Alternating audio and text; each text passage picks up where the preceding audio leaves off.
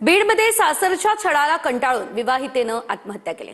पतीसह सासू सासऱ्यांविरुद्ध गुन्हा दाखल झाला। पतीच्या व्यवसायासाठी माहेरून पैसे आणण्यासाठी छळ केला जात होता।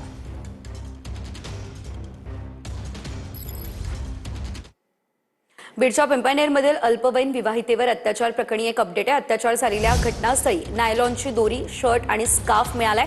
अत्याचारानंतर पीडितेला लोखंडी पोलला बांधण्यात आलेलं होतं।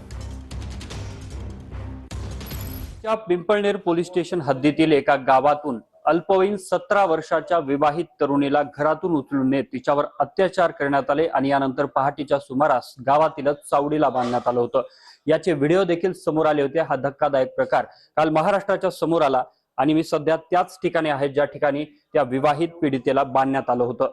विवाहित पीडिता ही तिच्या घरी झोपलेली असताना आरोपी वैभव पटेकर यानं घरातून बळजबरीने उचलून आणलं। यानंतर याच चावडीच्या पाठीमागच्या बाजूला असलेल्या नदीच्या परिसरामध्ये अत्याचार केले आणि यानंतर पहाटेच्या सुमारास या चावडीला आणून बांधण्यात आलं। या कॅमेरा पर्सन प्रमोद सह मी अशोक काळकुटे, TV9 मराठी।